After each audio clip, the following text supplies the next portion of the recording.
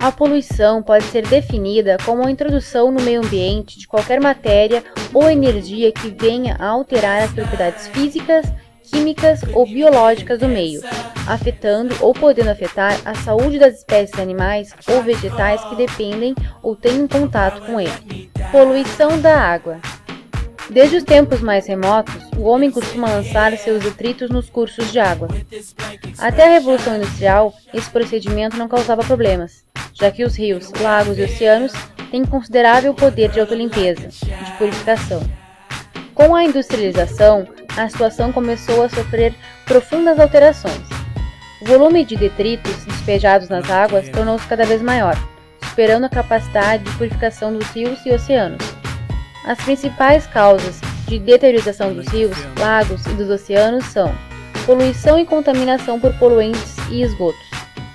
O ser humano tem causado todo este prejuízo à natureza através dos lixos, esgotos, dejetos químicos industriais e mineração sem controle. A poluição das águas assume outras formas não descritas até agora. A contaminação dos corpos d'água por motivos antrópicos pode se dar pelos defensivos agrícolas, pela pecuária, pelos adubos e muitos outros, exigindo formas diferentes de tratamento. Poluição do solo.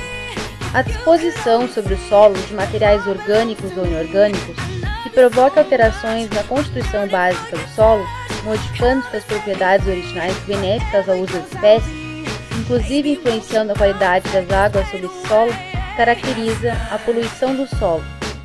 O uso da terra para centros urbanos, para as atividades agrícola, pecuária e industrial, tem tido como consequência elevados níveis de contaminação.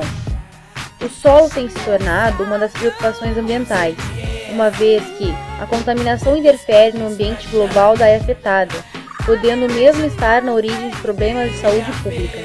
A contaminação do solo torna-se problema quando há uma fonte de contaminação, há vias de transferência de poluentes que viabilizam o alargamento da área contaminada, há indivíduos e bens ameaçados por essa contaminação.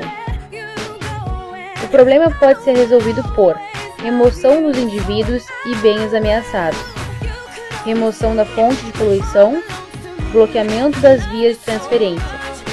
Poluição sonora. Com o crescimento desordenado das cidades e o surgimento das grandes indústrias, as pessoas passaram a conviver com um dos maiores problemas da vida moderna, a poluição sonora. Ela se dá através do ruído, que é o som indesejado, sendo considerada uma das formas mais graves de agressão ao homem e ao meio ambiente. Dois fatores são determinantes para mensurar a amplitude da poluição sonora: o tempo de exposição e o nível do barulho a que se expõe a pessoa. O ruído de trânsito de veículos automotores é o que mais contribui à poluição sonora e cresce muito nas grandes cidades, agravando a situação. Essa situação pode ser revertida aplicando-se as tecnologias de controle de ruído existentes, que envolvem o desenvolvimento de produtos específicos, recursos para identificação e análise das fontes de ruído, previsão da redução de ruídos através de programas de simulação e o desenvolvimento de máquinas menos ruidosas. Poluição visual.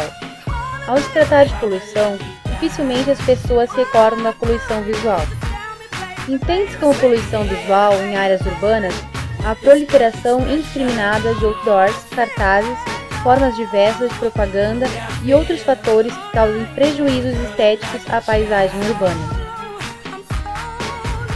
Algumas razões para se controlar a publicidade de rua seriam o fato dos anúncios serem inconvenientes e invadirem os espaços públicos, fazendo com que os habitantes não tenham outra opção a não ser reparar neles, banalizarem o ambiente, degradando o gosto popular, além de distraírem os condutores nas vias.